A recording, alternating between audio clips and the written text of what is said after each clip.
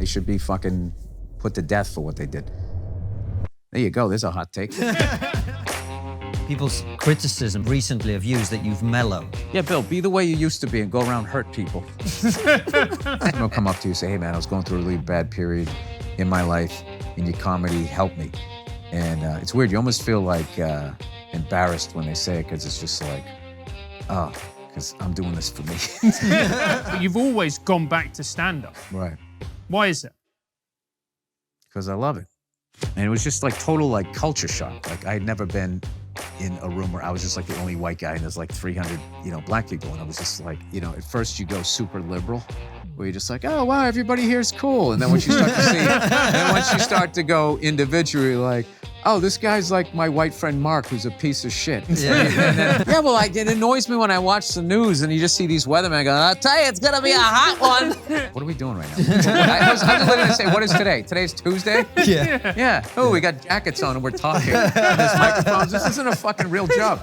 Foster. I'm Konstantin Kisin. And this is a show for you if you want honest conversations with fascinating people. It's our last interview of the trip, and we are finishing with a bang. It's literally our favorite comedian alive today, Bill Burr. Welcome to TRIGGERnometry. How are you? It's great to have you on, man. What a pleasure. I forgot that was the name of the podcast. That brings back some bad memories. Like what? Just being bad at math. I got to algebra 2 and trig is how far I got. Yeah. Yeah. Well, listen, man, welcome to the show. I mentioned that we've been traveling around. And it's been a wild ride for us. We've talked to all sorts of people, and America's an amazing place, but also a very, very divided place. A lot of people are angry now. Why do you think that is? Like, how has America got to this point? Because people are getting their information on the internet, so they think that a lot of people, if you go on the internet, everybody seems like they're angry, but if you go outside and walk around, they're not. It's not like they're just walking around screaming at each other. I think the internet is just like an abusive relationship, and everybody you just get to say whatever you want, sort of, especially if you're not in the public eye and you just have some anonymous name and no photo, you just get to just be like the biggest asshole ever, either for sport or you actually mean it. So, I think it would appear a lot less angry if, people weren't allowed to comment and communicate with each other on the internet, or that you actually had to say who you were and where you lived. I think people would be a little more courteous to one another, but... Bill Burr approves of doxing. That'll be the headline. Yeah, I mean, there's that, and then there's the whole history of this country, Right. Coming to a head, maybe or just resurfacing, I don't know. And does it worry you, Bill, that people are more divided than ever, that we've got this kind of left-right divide, and the left looks at the right, and the right looks at the left, and no one seems to really trust each other anymore? No, I just don't think any of that's real. It's not real. It's just like, and then people from England and around, you guys always ask these questions, like, what's it like? Everybody yelling at each other and walking around with a machine gun. And it's just like, you know what I mean? I'm trying to think of the stereotype of where you guys come from. It's just not this, it's kind of, you are what they show. Yeah. And what everybody shows now is heightened emotions because there's so many places to look at things. Like crazy gets people to stop and watch. But like actual, people just chilling out, no one wants to see that. They want to see like fighting and that type of thing. So I know what you're saying, but we've been talking to people. Hey, you've been here for a week. You got it down, man. Please, by all means, tell me about my country. I'm just asking the question, Bill. Well, that's cool. I answered it. You and did. Then you're still going back, yeah, but according, I know you guys are going to go back to England. Oh, they're fucking fat. Everybody's got a gun in the visor of their car. I know what you guys are going to do. You know what, actually, Americans are not that fat. It's the fat Americans who are extra fat. Most Americans are the same as the British. Well, our food supply is poison. Yeah. It was taken over by one group of people, and they own the rights to the seeds and all of that type of stuff, and they forced out all of these farmers. If their seeds blew onto their property, they could sue them for using their seeds. And the media just ignored all of that because they get paid by them. That's sort of what is going on globally, is everybody is just choosing money of the bag, as fucking kids say nowadays. That's what the problem is. Nobody is, everybody's screaming and yelling about shit that doesn't matter. like stand-up comedians. They'll yell about that, but they won't talk about literally people poisoning their own countrymen. I mean, they should be fucking put to death for what they did. There you go. There's a hot take. I mean, I know if I did it, if I fucking went to one donut shop and put something in a fucking donut that hurt somebody or caused them to have some sort of medical episode, that would be I would not be sitting here right now. But they somehow, you know how it is. Catholic Church can do what they do. Kind of move people around and everything's all right. As long as you fucking, you're paying people, it's good. So that's what it is. It's a great point. Why is it, do you think, that we get more obsessed by the stuff that doesn't matter, pronouns, blah, blah, blah, than the actually really important stuff, like the fact there's a fentanyl crisis in this country? Because you're being steered away from it. There's also money, and it's just like you have to sacrifice. Someone on one of those big news channels would have to sacrifice their cushy life and and fall on the knife, and nothing would happen. I mean, that's what you probably learned with Snowden, what he did, and like he did that for all of us. He should be treated like a hero. Half of the people, Over here, the big thing is if somebody's fighting for the people, they're immediately branded a socialist or a communist, and they somehow try to tie him to Putin. It's just like, or he just thinks the banking system's a little fucked up and maybe it shouldn't be run by a private corporation. Could be that. Yeah. Do you find it weird that you're being asked so much about politics as a stand-up? No, because I just think that, they don't want real answers. They want idiots like me talking about it. And then everybody just go, that's just some idiot comedian that does shit jokes. But they don't want like, I don't know. I don't even think they even answer the questions or even ask them anymore. I don't know. This is getting depressing.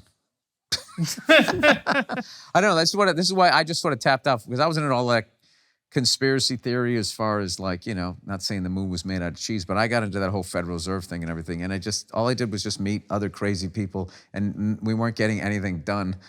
And we just agreeing with each other. And after a while, it just became, depressing. So I just sort of I was, I kind of have an issue with the higher power though right now. What's your issue with the higher power? He's lazy. He makes a lot of fucked up people and takes no responsibility and blames it on the devil. That whole fucking thing is just fucked up to me. And the joke I've been doing in my act is that I believe in a God, but not that one that cares. I think he just sort of even if you just look like the animal kingdom, like like rabbits are just here to be eaten. Yeah. And they die horrible fucking deaths. There's really no point. They're designed to like just fuck all the time and make more so everything, they can be eaten alive. So what you're saying is God's an absent father. He created us and left us to our own devices. He's like in a fucking artist studio. And he just made this and then he makes that and just fucking, he's like, yeah, I just picture him in some fucking giant loft creating and then moving on to the next thing. I don't think he's coming back or anybody else. I think we're just going to ride this out. And then one day the light goes out, it just goes quiet, and then something else springs up, and that's the next thing he works on. And you think that's just going to be the way it rolls? Yeah. That makes sense. Why do you pick the subjects that you pick when you do comedy? Why are you attracted to these subjects? Because there's a lot of comedians who would love to do the stuff that you do, but they're too scared. Like they're too. They're scared. They're just doing what they want to do. And there's also like, with stand-up, you got to figure out, am I this person? Am I that person? Do I want to talk about this? And, look, as much as I talk about what I talk about, I don't choose political sides. Like I've seen some comedians do. I would never, I wouldn't do that because I just feel like, I know I don't have the answers. So I'm not going to sit there and tell people like, who they're going to vote, who they should vote for or whatever. I'm not saying a bunch of comics do that, but I've seen people kind of doing that, especially during the last two that we've had. The last two elections that we had, it got pretty wild. The options, it was slim pickings. Yeah, so now we're with this guy and just, I don't know. I just miss old school politicians. You know, it just sort of gave you a speech, gave you some hope, as opposed to like, you know, now I don't know what we have. There's literally actors out here talking how they want to run for president. Which strikes me as hilarious. It's like, you got this great fucking life. You're making 10, 20 million a movie, and you want to get a job where you're going to have like dead babies on your fucking conscience because the bombs don't always land on the bad guys, and you're going to age like 40 years and you're like, what the fuck would you ever want that job for? Is beyond me.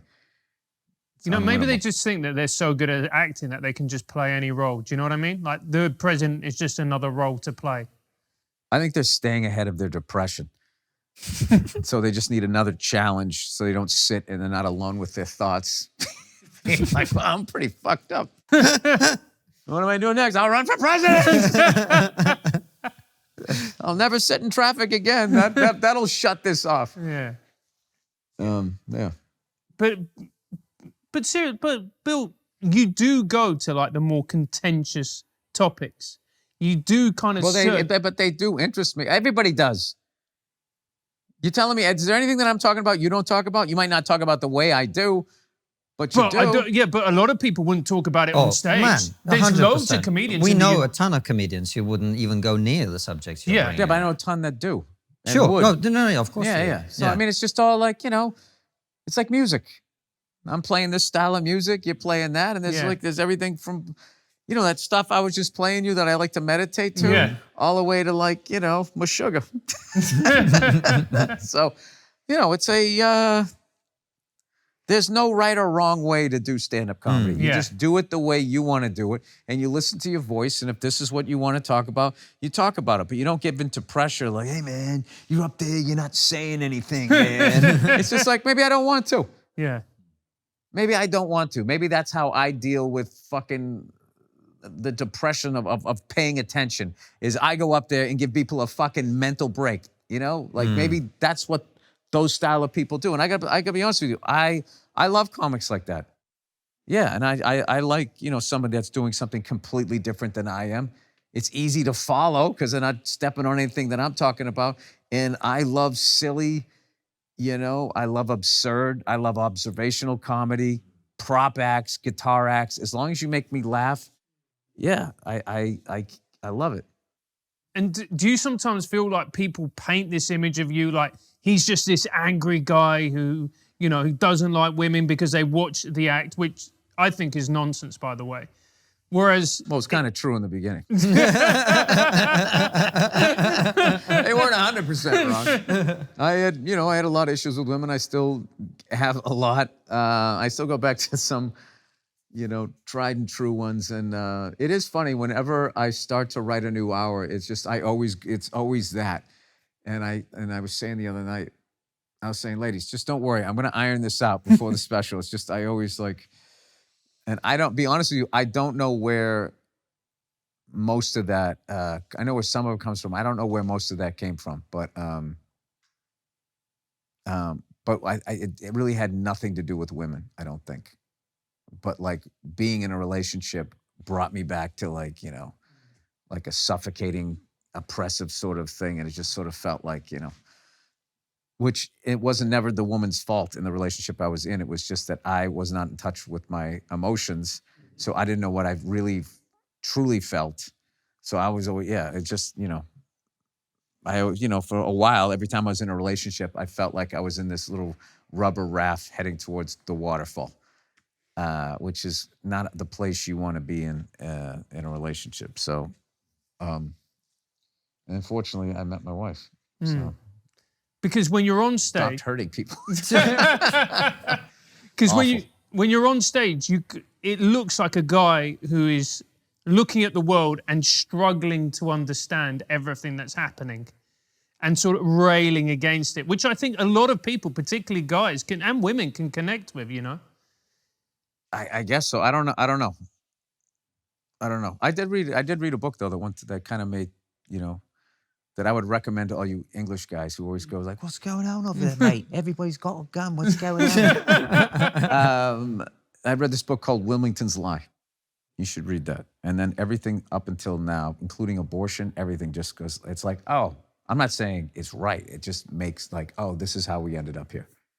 But What's it called again? Wilmington's Lie. I'll make sure to read it. Yeah. I mean, it's got everything in there. It's got like, white supremacy. It's got elections, Democrat, Republicans. It's got like black and white, the whole thing, it's kind of unfair to just put it on Wilmington. It's like Wilmington is like sort of like a petri dish to show the whole country what was, how kind of we ended up here. I got so much out of that book. It was, actually in a weird way, even though everything is so fucked up still, but it's at least you understand, like, well, it kind of makes sense where this fucked up if this is what we're standing on, type of thing.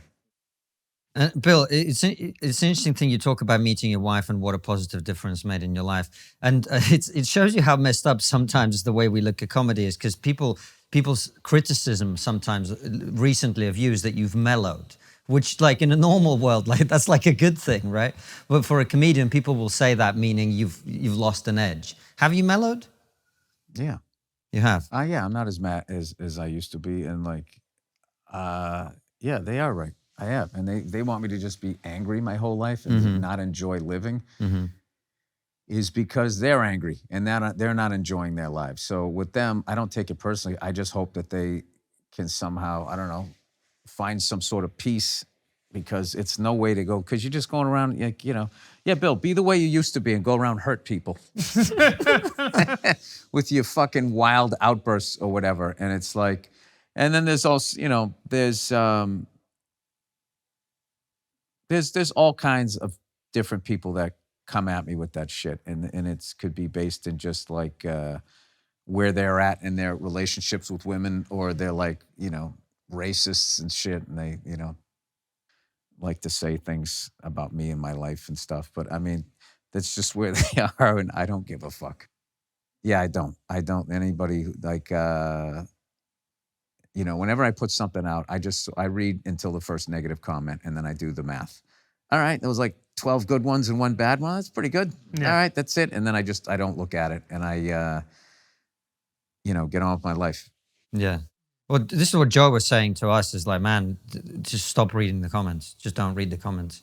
And I never used to understand it, because I was like, yeah, but you got to be able to hear, the different sides. And then I realized it's the internet, Yeah, and then like what I always noticed when I was coming up, when I was selling my CDs or DVDs after the show, was that all the cool people you wanted to talk to and hang out with were like, I don't want to bug you, and they would leave. And all the idiots, just annoying people, wanted to sit there and talk your ear off. And like, that's what the internet is. All of those people, not all, but most of the people commenting are those people. And the people you really want to talk to are not reaching out to you or whatever. They're just like they'll just watch and be like, I really enjoyed that. We should go see him when he comes to town. Or I wasn't into that, let's watch something else. And some of them are funny though. I saw one, this person wrote, and this is why I can never like Bill Burr. And then they showed this clip. And what I loved was there was no tweet above it saying, and why don't you like Bill Burr? And it's just like, and this is why, like the whole world was waiting like, oh, finally, this person answered why they don't like this stupid fucking comedian. And the behavior on social media, they're always coming at people in the public eye saying, oh, these celebrities are this and that. The fucking behavior of the average person, like, they're wound up in it too. They're living their own little TV. And this is why. And everybody's supposed to be like, oh my God, that's so fucking profound. It was commenting on, because when I did Conan, right, the day after Trump got elected, and it was like a fucking funeral out here in LA. And I got to go on this. I'm like, it's not going to be that bad, you know what's going to happen or whatever, Just trying to put his positive spin on it. And they were saying that's the reason why that they don't like me. And it's just like, I got a buddy of mine, Joe Bartnick. He says, everybody acts like Trump is the worst president ever. He's like, he's not. He's like George W. Bush. He goes, we had a $20 trillion surplus. And this guy started 2 non-ending wars and gave all the money to his friends and bankrupted us. That's fucking way worse. But they all do their shit. Obama drone bombing weddings. Clinton was the guy who did that shit with the bank that made some jerk off, working at a Subway qualified to get a loan for a $400,000 house, which created that whole thing in 2008. You just keep going back. I think the only, the only like truly like good person, like human being, I feel that's been present in my lifetime is Jimmy Carter. And you see him, the guy's in his 90s. He's still, you know, building houses for the homeless. He's out there swinging a hammer. Like everybody else just goes off and buys land that sits on an aquifer because they're like, you know, like I guess betting on global warming. I guess, is that what you do as a world leader? And this guy's actually out there trying to help people. And it's funny. I remember when I was a kid, he was considered weak. That was the thing. Because he didn't, you know, start a war with Iran. I remember that because of the hostage thing. And he was able to, you know, I don't know. I just see like we should have kept that guy. Forever. Well, I mean, I don't know. Who knows? Maybe if he was in too long, he'd start to be a lunatic. But like that guy just seems like, you know.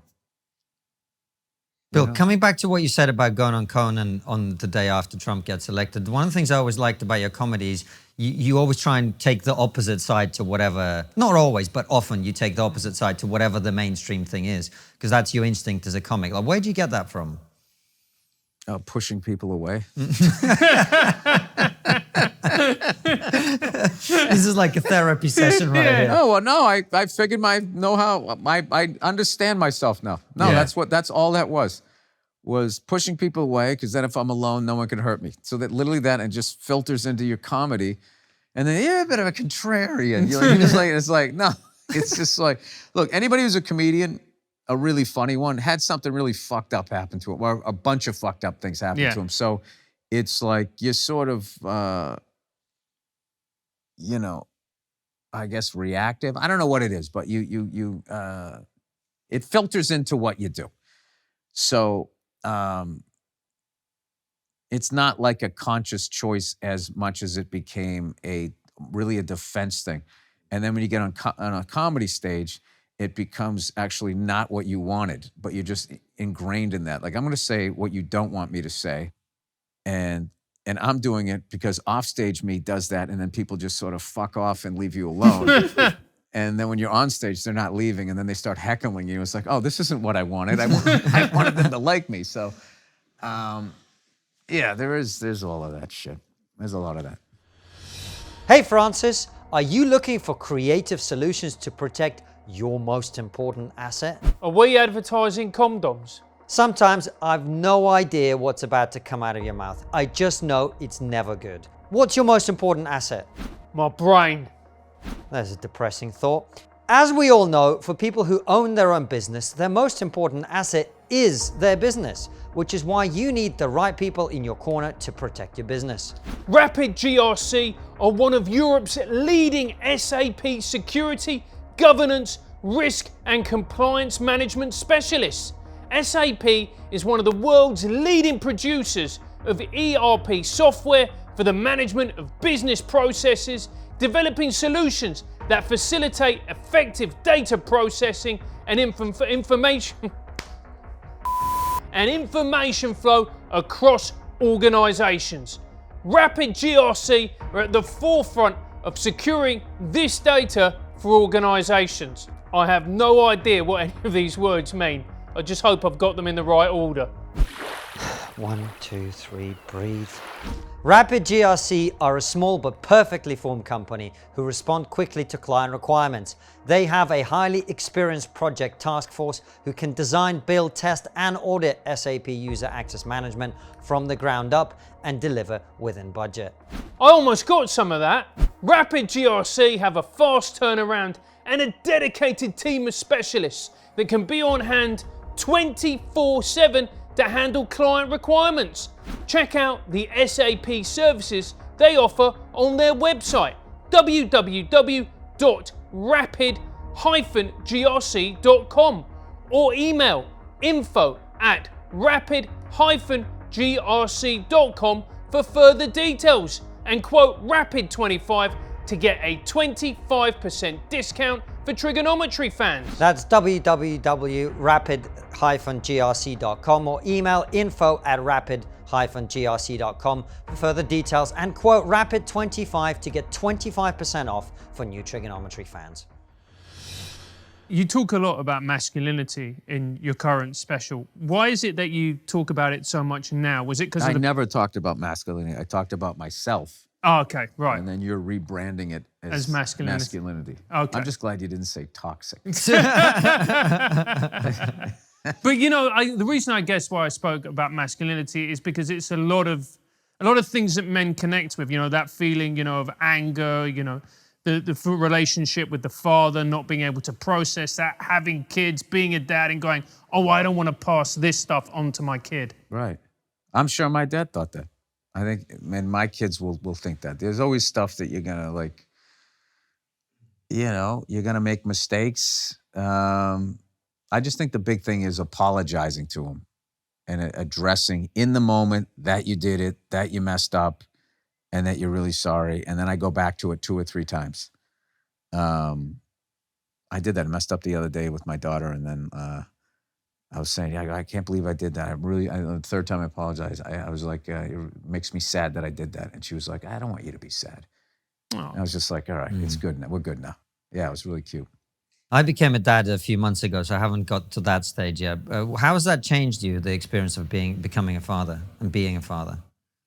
Oh God, the thing I learned is like, you know, you think, you know, you buy some huge house and they have all the toys, and then you're going to have like this, you're going to raise a good empathetic person. It's not how it works. It's like, you can give them everything in the world. The biggest thing that they need is your time. So if you're busy, like everybody in this business is, you have to say no to stuff, and you have to like, you know, like my big thing was I went on, you know, everything has an app now. Like my daughter's school has an app. So I just looked up, when's their fall break? When's the Christmas break? When's February? When's April? And I just sent that to everybody. I'm not working these weeks. So, you know, yeah, she said some like heartbreaking shit to me. Like kids kids really get to like, you know, I shot a movie earlier this year, and she's like, Dad, can you hang out with me today? And I was like, you know, I go, I got to work today. She's like, and I said, no, I go, I got 2 more days left on this movie. And she goes, I don't like when you do movies. I was like, I don't like it. I go, I don't like it either. And then she goes, I go, but I'm done in 2 days. And she goes, good, then you can play with me forever. And I was like, oh. And you just walk out like, I am the worst parent. But it's just like, this is how I fucking pay for our life. So I have to go do this shit. So like those things, you have to let those things land and sit in the pain of them and be like, all right, I need to make sure I do. And it's like, I'm going to have to go to work. So I just have to make sure I don't work.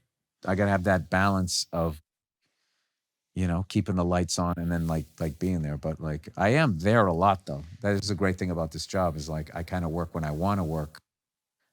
It's just once every 2 weeks, I go away for 3 days, you know, on, you know, some sort of gig or whatever, but I don't do anything longer than like 3-4 days. I was going to ask you, you know, neither Francis or I grew up with a lot of money. So we have like a lot of drive, you know, that's how I feel about it. And the one thing him and I always talk about with kids is like not raising them to be spoiled brats when they've got, you know, this or whatever they've got. Right. Do you worry about that? Yeah, a little bit, but like, it's not, you know, we just like laugh a lot and we're always joking around and we're just like, you know, both my kids, my wife's hilarious, and there's just a lot of joking around and laughing, and things aren't really like serious. So I think if you sort of raise them, you don't hold them accountable, and then also if you're into like the status of having money, and we need to join this country club, and you should hang out with their kids and marry into that family, do that shit, you know. I think maybe that I don't know. This is my first time doing this, so I have no idea. I think, you know, but my kids are really they're amazing. They're really funny. They're very happy, and they know they're loved, and they're very secure, and you know, it's fun. It's just, you know, whatever they get into, you just sort of, all right, you know, you kind of nudge them in that, see how long it's tracks. But, you know, it's a hard thing if they're getting into something that you're into and then they sound not into it anymore, and you got to be like, Come on, man. Do you I not thought you were worry going to that be a drummer. Yeah. Do you not worry that they're going to want to go into show business, and you having seen like the way show business is, and No, show business is awesome. Like, none of us have a real job. What are we doing right now? I was literally gonna say, what is today? Today's Tuesday? Yeah. Yeah. Oh, we got jackets on and we're talking. There's microphones. This isn't a fucking real job. As opposed to like the jobs that I had. When I had like a day job, I hated going to work. yeah, I had a blast coming over here. I was listening to my music. Yeah. Listening to, doing my little French lessons and shit in the car. That's what I do in the car. And I, come over here. It's just like, this business is a great business. You just have to, there is a part of it though, when you start getting to be like, there's a certain level of success that you hit that you really have to watch out that they don't burn you out, because it just becomes like, then all of a sudden, nobody was calling you. And then too many people are calling you, and you're just, how you make it is like, hey, will you drive in the middle of nowhere to do this shithole? Yes. So you got to get out of that mindset and kind of be like, all right. Yeah, especially when I have like kids and stuff. So I shot a movie that I wrote with a buddy of mine, Ben Tischler from Miramax, and ended up getting talked into directing it too. And simply because we were coming out of COVID for the 90th millionth time, and projects were starting to go again. And just all the directors were taken up. Everyone was like, no one was free. Everybody had a project that they said that they were going to do over the last year and a half or whatever. So, and then it was just like, all right, well, if we don't get a director soon, it's going to go away. And they just kept coming back going, you want to do it? And I was like, and then I finally just went, all right, I'll do it. And I'm so happy I did it, even though it was a ton of work and everything. But, but after this movie, I'm just doing stand-up for the rest of the year. So when I'll finish this movie sometime like September or October, it'll be delivered and all of that. And then I'm just not doing shit. I'm watching football. I'm hanging out with my kids. I'm not doing, I got my stand-up dates, but that's not work. That's just fun. yeah. A lot of people would look at you and rightly regard you as probably one of the best comics of your generation, right? And whether you accept that or not, that's how a lot of people see it. I don't accept it. I resent you saying it. Like, The both of us would certainly. yeah. How do you get to be that good at something? What do you sacrifice? Do you see what I mean? Like to get to that level? You don't really sacrifice anything. You just sort of, I just think it becomes a game within yourself, where when you, as a young comic, and just like a young person, all of a sudden you're out in the world. What's everybody doing? They're wearing that jacket. I got to wear that jacket. And you're looking like that, and then then you gradually start to figure out, well, I did that. I'm doing what other people are doing, and I'm not getting anywhere, and I'm not happy. So then hopefully you get to a point of like, all right, well, if I'm not going to make it, I'm at least not going to make it saying what I want to say. And then you go down that road, and then down that road, it becomes, I keep doing this thing, or I know I can do that, and I'm not able to do it on stage. And you just work on your game like the way an athlete would. Like if you can't go to your left, start going to your left. And, Bill, what was that moment for you when you were like, well, fuck it, if I'm not going to get anywhere, at least I'll do it my way? What happened? Like, was there a moment like that? Was it gradual? Yeah, it was 1999. And I'd come out here, I'd gotten an acting gig, made a little bit of money, and then it went away. I basically went from nobody, got an acting gig on a show, and then we got canceled all in like 6 months. It was like, boom, and then slam back down to the ground, and then not getting spots. And then my whole focus got shifted because people were looking at me as a guy who used to be on a TV show, or at least I thought they were. They probably didn't give a fuck. But in my head, everybody cared. I was like that tweet, and this is why everyone, this is why I don't like Bill. So I was in that mindset. So somewhere around 99, I was just like, this is a brutal place to live when you have nothing going on. LA is fucking brutal. So I was just sitting there, and I thought, all right, why the fuck did I get in this business? I got in this business because I wanted to be a comedian. I wanted to be a great comedian. I wanted to be a comedian that other comedians respected and said nice things about. I never had a desire to do any of this acting bullshit. This just fucking happened because I went on an audition because that's what people in New York and out here were doing with comedians. Oh, well, have you going to read for this sitcom or whatever? So then I moved back. I just said, fuck this. I'm going back to New York, and there was things that I wanted to do. There was a show at the old Boston Comedy Club on Sunday night. It was the Uptown show, which was the black show, right? All the black comics or whatever. It was run by Will Sylvance and James Talon Harris. And I always wanted to do that room. Not that room, like I always wanted to go in front of a crowd like that because I grew up listening to all these albums. And one of the albums I listened to was all the Richard Pryor ones. And his albums was so live sounding that you could just, you know, not only like the characters he did, I have a picture of what they look like, the people in the crowd, like certain louder laughs. I know what everybody looks like. And I just, I don't know why, because I was listening to him so much, that was what a crowd looked like. That was kind of weird. Some white kid in the middle of the suburbs. So then I came down to New York one time with the late, great Patrice O'Neill, and New York was already freaking out about this guy, Patrice O'Neill from Boston. So I tagged along like his fucking chauffeur, and they brought us down.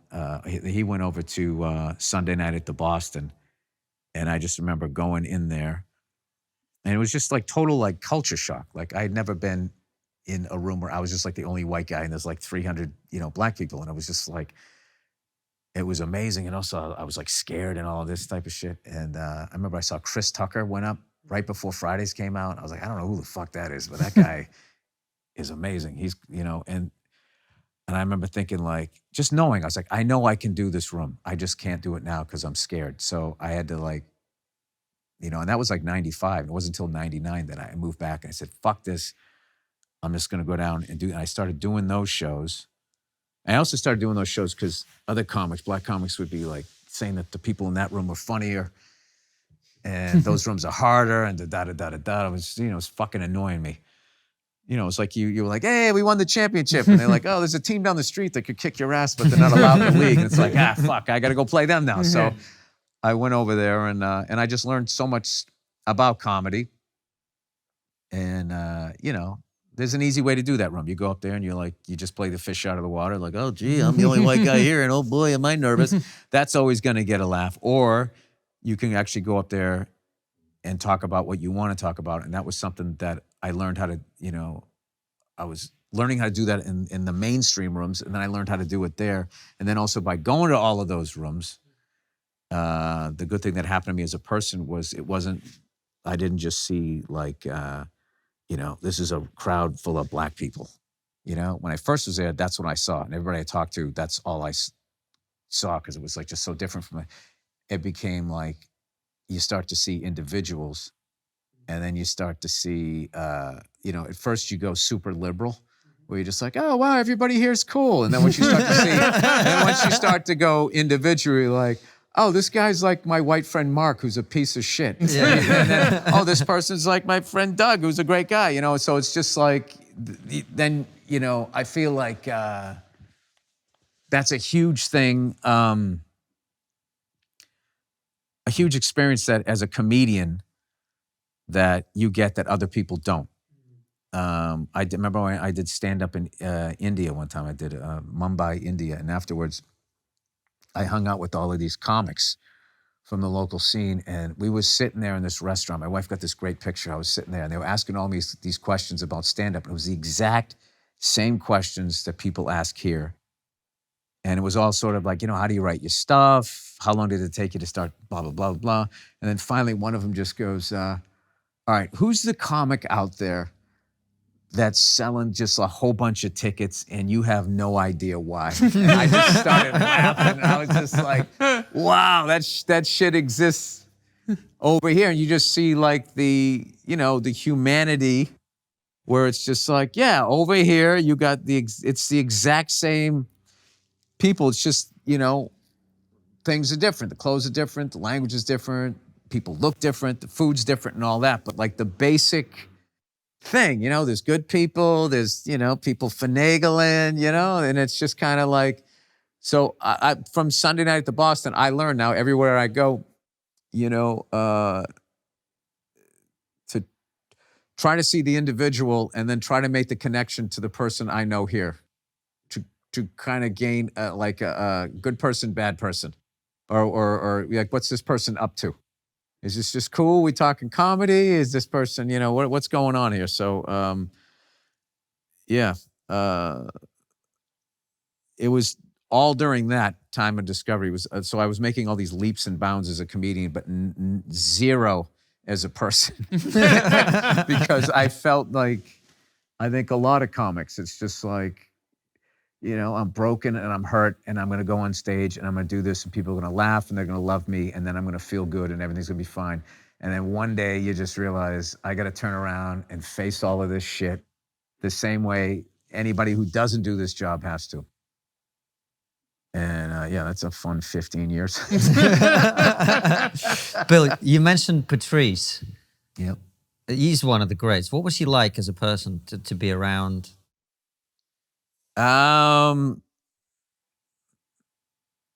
He was everything. Everything was on 10. That guy was on 10. If he was being cool, he was the coolest guy you ever met. If he was being funny, he was the funniest guy you ever met. If he was being an asshole, you wanted to fucking kill him. I still have arguments with him. Like, that's how, like, the level of this guy. He's been dead for like fucking 11, coming up on 11 years. I can't believe it. But like, this shit, I'm still figuring out that he crossed the line, and I'm thinking, because I was so like, you know, slow. I wasn't up to what he was doing. But,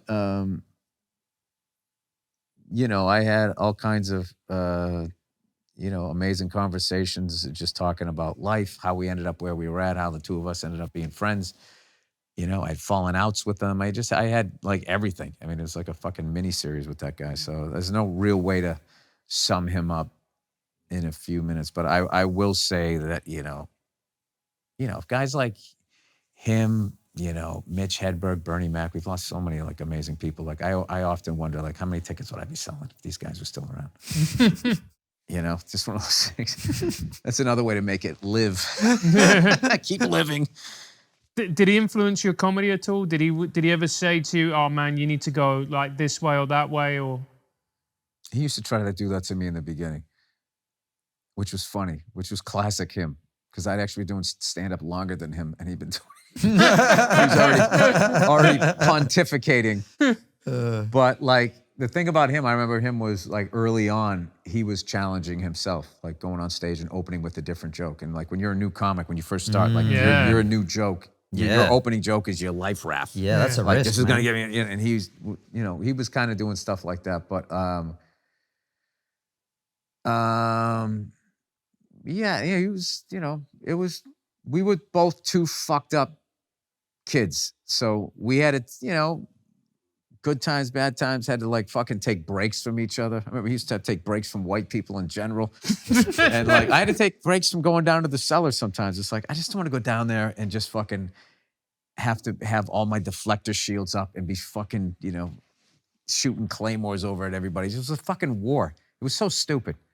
It's really been glamorized, that table at the cellar, but it was fucking, what we did was stupid. We just fucking were ripping. It was funny, but we never did anything creatively. I don't know. The way we helped each other was actually coming out of that. It's really hard to hurt my feelings. Like, I mean, I can handle, like, it takes a lot.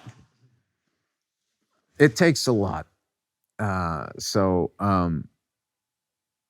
Yeah, but I, you know, there's so many of those comics, you know, that, you know, I'm still a fan of stand-up, and I just, you know, miss, besides them, like, man, what would they be saying about this? You know what I mean? And like, how great would stand-up comedy be if this, like, there's like 20 of them that were, you know, better than I was. That Pat just seemed to, I don't know what happened. I don't know if I just got older and I just knew people and they were just all dying, but like, so many people just passed away that were just, you know, absolute beasts, and they were like on their way to something. There was a kid, I don't know his name because I just discovered him when he passed away. Somebody told me, and it just was heartbreaking to see this kid's stuff. And he was like 28, and the stuff he was doing and the angle that he had, I was just like, oh man, he was already great, but he was going to be somebody that really had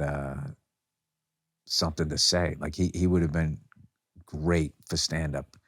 So it sucks. Why do you think it is that so many comics die young?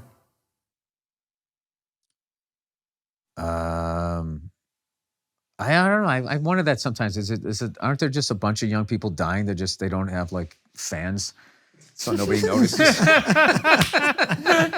I mean, there's so many people out there struggling with drugs and stuff that die. You see all these billboards and stuff. You just don't know their name and never saw them play a guitar or tell you some jokes. So, but you don't think there's the tortured artist thing that, you know, people who are creative, you talked about it, the anger is what drives you, or the fucked up childhood is what drives you. And a lot of those people are then, musicians are the same, right? You don't think there's an element of that?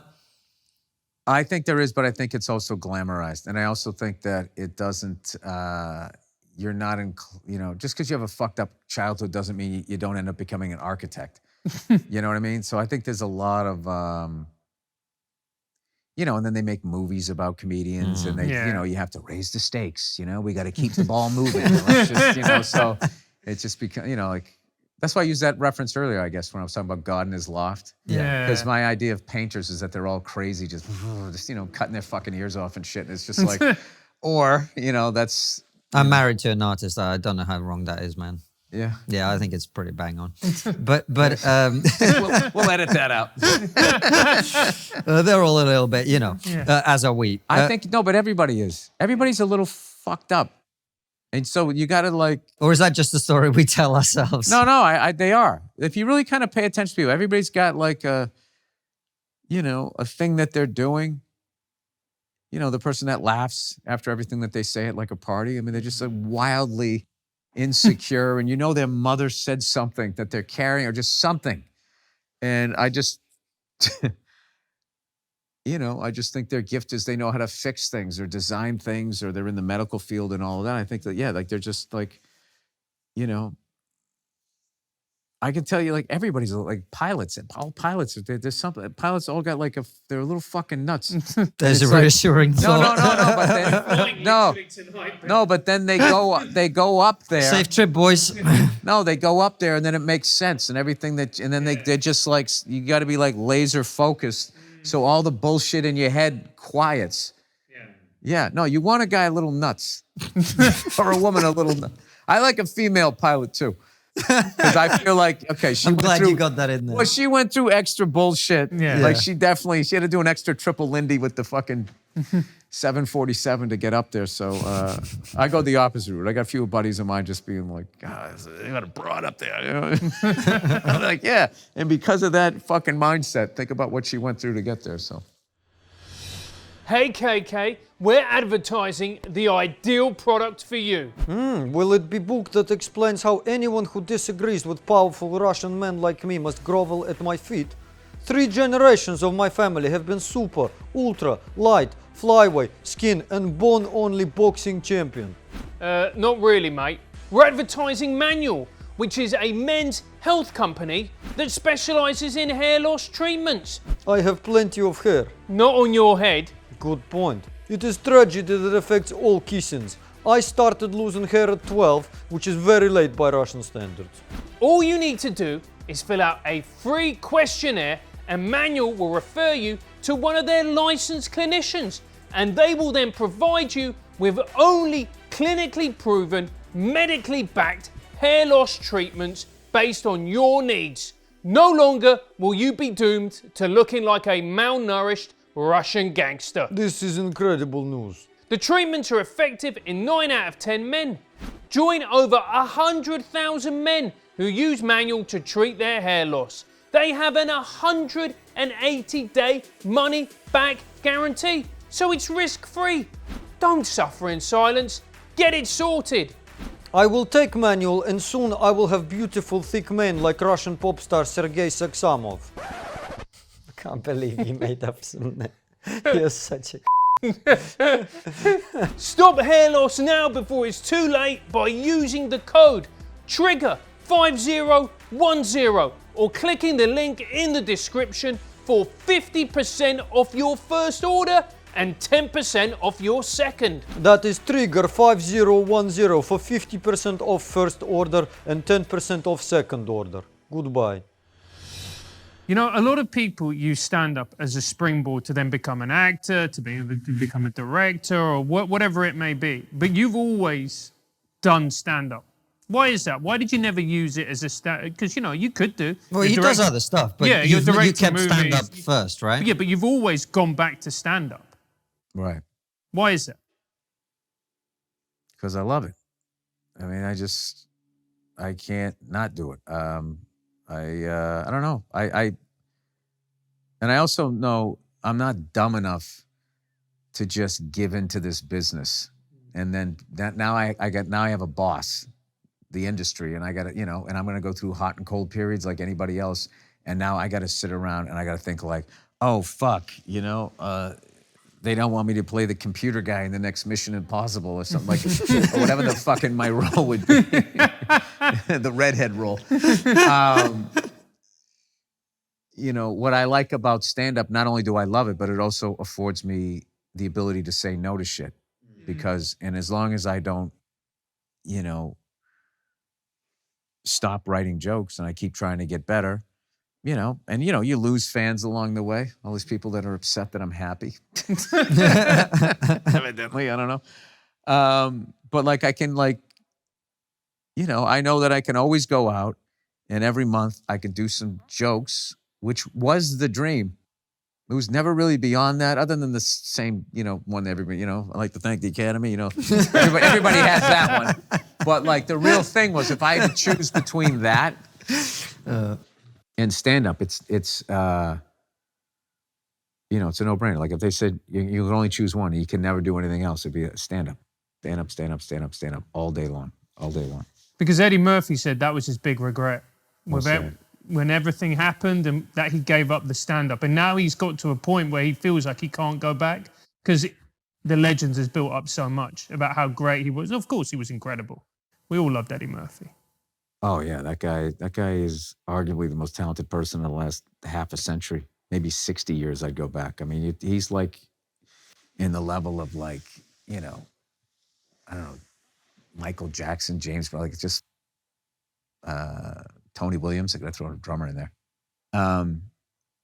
Yeah, but you know, if you look at his specials and just know how young he was when he did those, and like when I love watching Raw because it was right as he was really, you know, like Delirious is him just killing in the crowd, loving him, you know. But then when you watch Raw, you see him start, you know, when he was talking about his life and being nervous about getting married and paying alimony. Oh, they get half. And some woman, I mean, I never forget that. She goes, "That's right." And he goes, "No, that's bullshit." And I was just like here's this new, like, you know, I just think that, yeah, I mean, I don't know. Everybody has their own way that they do it, but like, I don't think the Legend's too big. I think that he would come back and everyone would be totally excited and you'd want to hear what he had to say. And it's just, I think more, once he got comfortable that we were comfortable, I just think, and then that would be it. And he would blow by all of us.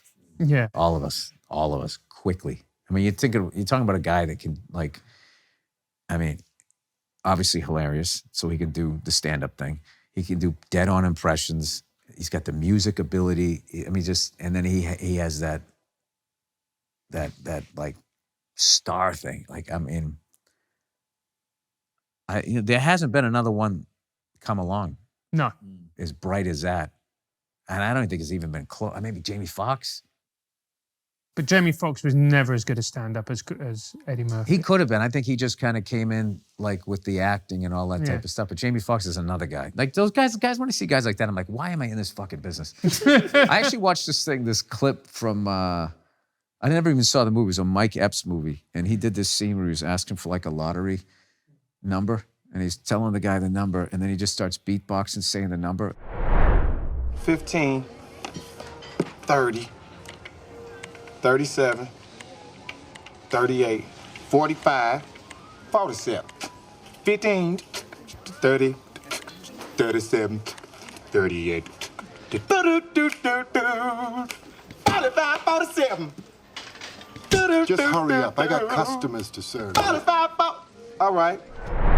And just watching that, like scenes like that, like I just like, how the fuck am I even in this business when there's a guy that talented? Cat Williams is another guy. Yeah.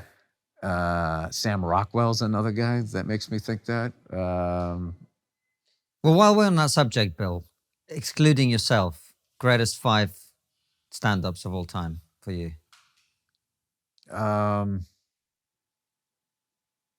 It's funny you said excluding yourself. Whenever I watch rappers, they always go like, so-and-so, me. I thought I'd make it easier for you. Just get yourself out of that. It's so fucking funny.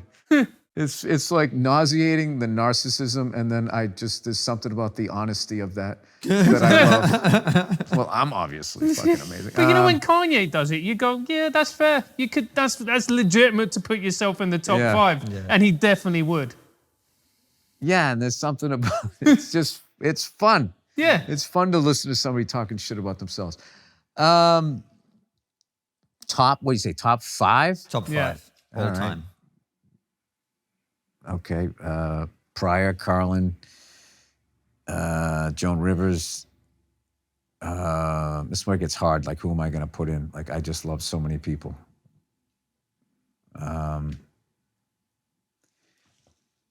These are just influential people for me. Cheech and Chong, Go one more. Sam Kinison. I'm not going one more. I got He's going to give us the top 50. you know. Yeah. I only don't throw Patrice in there just because I knew that idiot. And it would bug him. Yeah. It would bug him if he heard me and if I put him in or if I didn't. But, Mitch Hedberg, Doug Stanhope, Joe Rogan. And this is why I hate doing this. Mike Epps. I know I'm going to forget somebody. Chappelle. Oh, obviously, Jesus Christ. I'd love if you said, nah, not Oh, him. Jesus Christ. I forgot. It's hard to do people that are doing it right now because Yeah, you're making of me course. look Yeah. back. Yeah. Yeah. Obviously him. Jesus Christ. Me doing that is literally like when the guy wins the Oscar and he forgets to thank his wife or his mother. The fuck did I forget, Dave? Yeah. Dave's watching it and he's furious. We're up to Because you about- know what it was? I was trying so hard to make sure all these other people that I feel don't get. the recognition they deserve. Yeah. Well, we're on to about 55 at this point, man. It's interesting. People never say Kinison. I think people have forgotten Kinison. Chris Rock said Kinison was the last. Yeah, Chris what about Rock? I Rock? didn't What say about Chris Rock? Rock. Yeah, Fucking Chris hell. Rock. Well, some of those guys, it's like you don't need to say it because they're like all. I got to throw somebody in there that. Fucking Jim Carrey. Yeah. Dude, Jim Carrey being Tony Clifton, reenacting the Kennedy assassination is one of the greatest pieces of physical comedy you're ever gonna fucking watch. Quick impression, Johnson County.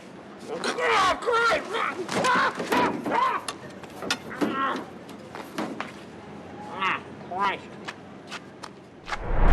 It's unfucking believable. And I got a chance when I did SNL to talk to him about it. I go, "Did you work that out?" He goes, "Nah, he just saw the car and he got in and did it." And it's just like, that's just thing. Just like, fuck, I gotta work hard. Yeah. So there you go. We did it. We talked fucking world politics right down. I know there's other people. George Gobel I liked. Gonna go back to the old school guys. George Gobel. Rodney Dangerfield. Oh my God, Rodney! Come on, Yeah. So good. there's too many of them. There you go. Bill's favorite 5 stand-ups. Yeah. Bill Cosby, I'm glad you brought him up. I mean, look. Louis C.K. Louis C.K., Dave Attell. Oh, Yeah, David Attell Tell is is brilliant. fucking brilliant. You almost have to be just like, you got to do like, all right, your favorite comedians in New York City during this period. Because Right. being then, it would have been Chappelle, Attell, Louis C.K. God, I'm getting so old. I got to remember the names here. They were Greer Barnes. Yeah. Talent. Favorite British stand-up? Favorite British stand-up. Oh, I saw this guy. I don't know what his name is. I retweeted it. He did some fucked up. I can't remember. He just did this completely fucked up bit. It was about a house in an attic and something that a kid saw. It was so fucking dark. I can't even remember the premise of it. Whoever that comedian is he's- seething right now Yeah, that he's Bill Burr definitely- loves this shit, but can't remember his Yeah, name. if we find No, I out, we'll can't put it in the remember. video. I'm really bad. Yeah. What was like- do you remember the joke or anything like that? Is there a comic with the last name Boyle?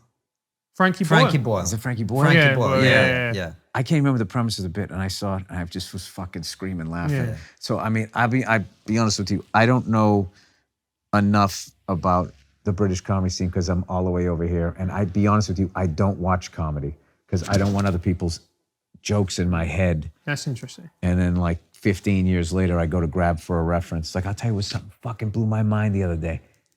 Blew my mind. I was in a movie, and my character was drinking, right? And it was like a comedy, whatever. So I had some hard stuff, and I just poured a little into the beer, and everybody was thinking that, oh my God, that's so funny, blah, blah, blah, blah, blah.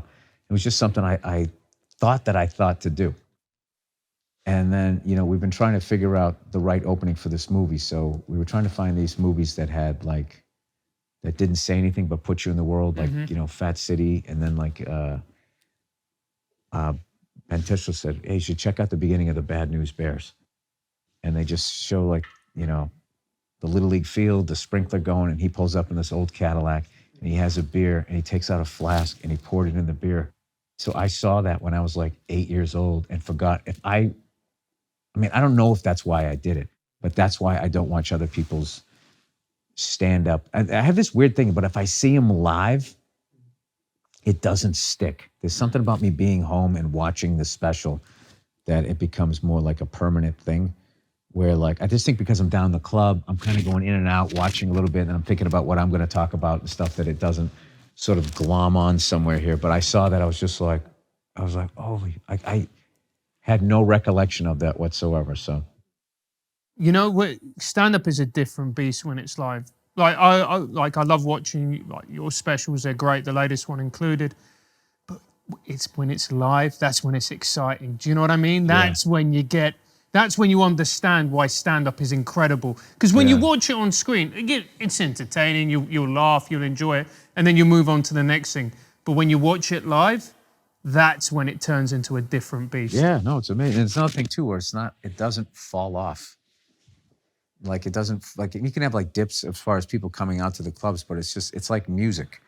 So people are always going to listen to music. They just, you know, like styles of stand-up fall off. But like when people say, like, you know, when do you think this whole stand-up thing, the boom or whatever, is going to end? It's like it isn't, because every generation needs their comedians. They need their bands. They need all of that stuff. So it's not going to like, I hope not. I shouldn't say this. I already said Trump wasn't going to be a big deal. So. But I think it's important to people. I remember I was opening for a good friend of mine, Jeff Norcott, who's a brilliant UK comic. And my girlfriend is going through a really hard time and she was feeling quite down. And I said to her, look, come and watch the show. Like, you've seen all my shit a million times, but Jeff's brilliant. And she sat and she watched Jeff's show. And when she came out, she was literally, it seemed like a completely different person. Yeah. She was like, that's exactly what I needed. I just needed to sit down, laugh my ass off, and it's cathartic. No, it is. That's the best. Those are my favorite. You know, if I get like an email or a tweet, if I actually read it, because I'm bad with both of those. Yeah. But occasionally I'll get some, or someone will come up to you and say, hey man, I was going through a really bad period in my life, and your comedy helped me. And it's weird. You almost feel like embarrassed when they say it, because it's just like, oh, because I'm doing this for me. I'm selfishly doing this for me. And you're acting like I took time out of my day to help you. And it makes you but I love when people say that, because it gets me out of my own head going, you know, if you get frustrated with the business, and it's just like, you know, you're lucky enough that you're funny and that you doing this is actually helping other people out. That should be enough for you. So stop worrying about this other shit. It's so, in a way, I actually get probably more out of it, them saying it, than they do telling it to me. Bill, it's a nice positive note to finish on. We'll ask you a couple of questions from our fans. God. By our Might fans go in a negative second. here. No, they're making this happen, man. Let's give them two questions. But Ball washing his face. That's a red flag. But before we do, we'll ask you the question we ask all our guests, which is, what's the one thing we're not talking about that we really should be? Isn't everybody talking about everything at this point? What, on this episode? No, No, just whatever in, you want. Just in general, as a society. I don't know, dude. I don't know. I'm sorry. That's a deep one. What's the one thing?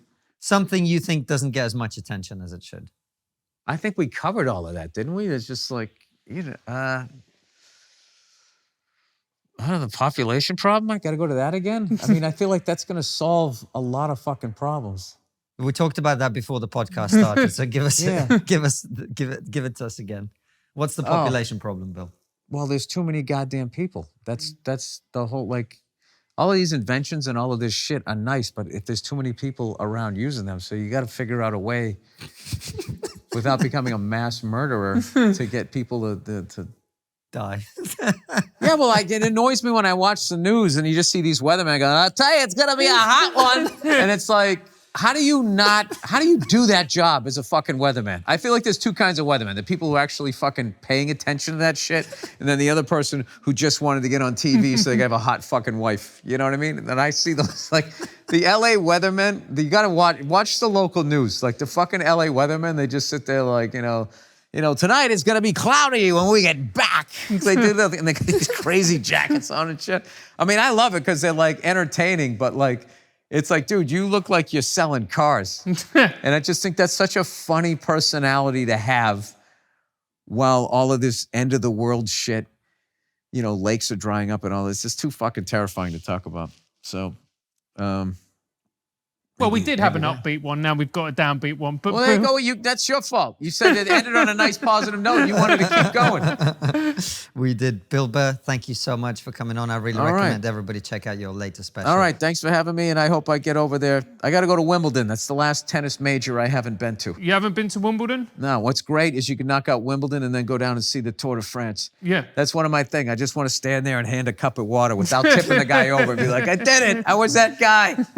Fantastic. Well, you're loved in the UK, man, so come on over. All right, I'll be there. Thanks so much. And thank you for watching and listening. We'll see you very soon with another brilliant episode like this one or Raw Show. All of them go out at 7 p.m. UK time.